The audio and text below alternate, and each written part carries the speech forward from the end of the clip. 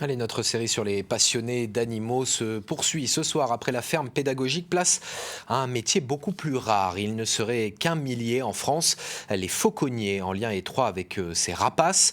Un travail extraordinaire qui exige du temps et de la patience pour apprivoiser ces oiseaux. Geoffrey Tridon, Marie-Galante Fontan. Moi, j'ai toujours rêvé de voler dans la vie, donc quelque part, j'ai l'impression de voler avec eux. Un aigle royal, un hibou grand-duc ou encore une buse de Harris.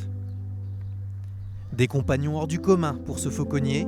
Depuis 2015, Éric Graja vit de sa passion, les rapaces. Ça reste des oiseaux sauvages. Ils sont devenus un petit peu farouches parce qu'en fait, là, on les laisse en volière pendant la période de mue. Ils vont commencer à perdre des plumes et à refaire des nouvelles plumes.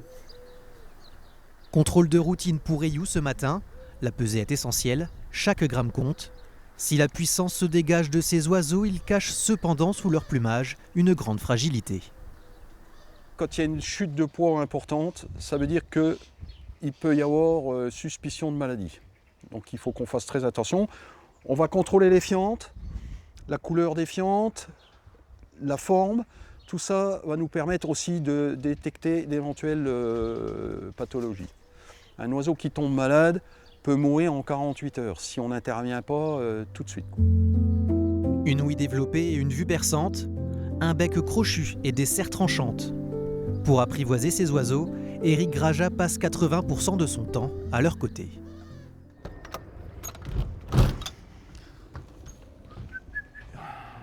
Mon gamin. Ruby, ce hibou grand-duc de 8 ans, s'habitue de plus en plus à son nouveau maître. Mais il y a encore beaucoup à faire. C'est ce qu'on appelle l'affêtage. Si vous rentrez dans la volière, qu'il est un petit peu effarouché par rapport à votre présence, on va y aller aussi bien la nuit. On ne voit pas trop votre visage, mais on entend votre voix. Et ensuite, à la lueur d'une bougie, ils vont commencer à distinguer un petit peu votre silhouette et votre visage. Donc s'habituer gentiment comme ça. Des heures et des heures à patienter sans jamais brusquer le rapace. Plus la confiance s'installe, plus les distances s'agrandissent. On va essayer de le faire venir gentiment sur le point. Alors effectivement, les distances sont très courtes. On arrive là, il peut se passer une demi-heure, une heure avant qu'il décide de venir. C'est pour ça qu'il faut énormément de patience. Donc à partir de ce moment-là, on va prendre son mal en patience et on va attendre que l'oiseau vienne gentiment manger. S'il ne veut pas, on le nourrit, on recommence le lendemain. La fauconnerie est un art, classé au patrimoine culturel immatériel de l'humanité de l'UNESCO. Davantage connu comme spectacle, ce savoir-faire ancestral sert surtout pour la chasse. Les rapaces d'Éric Graja sont élevés pour. On a donc des oiseaux qui sont pas imprégnés de la main de l'homme à la naissance.